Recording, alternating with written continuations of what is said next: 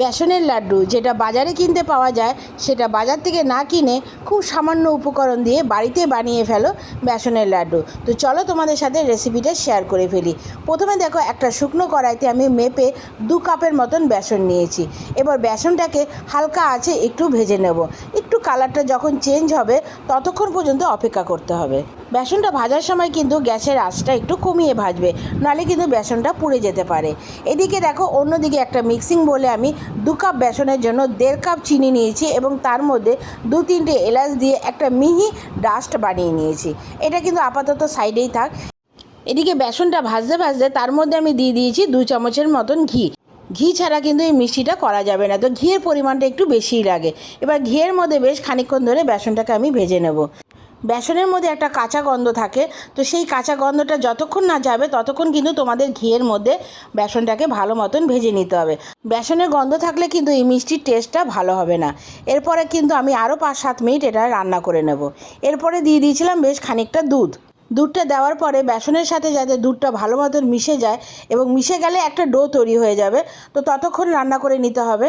এটা কিছুক্ষণ রান্না করার পরে এটা কিন্তু একটা সম্পূর্ণ ডো তৈরি হয়ে কড়াই থেকে ছেড়ে আসবে। এরপরেও আমি দিয়ে দিয়েছিলাম প্রায় 1 চামচের মতন ঘি দেওয়ার পরেও একটুখানি রান্না করে নিলাম। এবার কিন্তু এটা আস্তে আস্তে কড়াই থেকে ছেড়েই আসবে, এটা সম্পূর্ণ একটা ডো তৈরি হয়ে যাবে। তো এই মিষ্টি রেসিপিটা তোমাদের কেমন লাগছে অবশ্যই কিন্তু আমাকে কমেন্টস করে জানাবে। আর তোমাদের কাছে অনুরোধ রইল সম্পূর্ণ ভিডিওটা দেখার। এবার বেসনটা যখন আমি কড়াই থেকে নামালাম তারপরে আমি এর মধ্যে অ্যাড করে দিলাম ডাস্ট করা চিনিটা দিয়ে বেসনের সাথে ভালো মতন মেখে লাড্ডুর আকারে তৈরি করে নেব। বেসনটা যখন মাখা হয়ে গেছে তার মধ্যেও আমি কিন্তু 1 চামচ ঘি আমি দিয়ে দিয়েছিলাম। তো তোমরা দেখতে পাচ্ছ যে আমি কতবার এই বেসনের লাড্ডুতে ঘি দিয়েছি।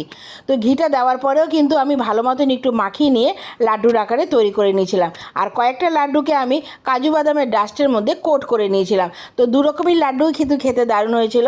তো তোমরা যেটা পছন্দ সেটাই তৈরি করে ফেলো। তো কেমন লাগলো অবশ্যই আমাকে কমেন্টস করে জানিও। তোমরা যদি এই রেসিপিটা ফেসবুক থেকে দেখে থাকো তাহলে অবশ্যই ফলো দিয়ে আমার পাশে থেকো। আর যদি ইউটিউব থেকে দেখে থাকো তাহলে আমার চ্যানেলটা সাবস্ক্রাইব করে দিয়ে বেল বাটনটা টিপে দিও, যাতে যে কোনো ভিডিও বা রেসিপি আমি শেয়ার করব তার নোটিফিকেশান সবার আগে তোমাদের কাছে পৌঁছে যায়।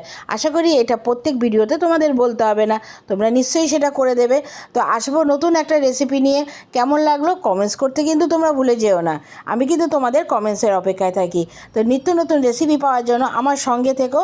আমি চেষ্টা করব নিত্য নতুন রেসিপি তোমাদের সাথে শেয়ার করতে। ভালো থেকো, এখনের জন্য টাটা।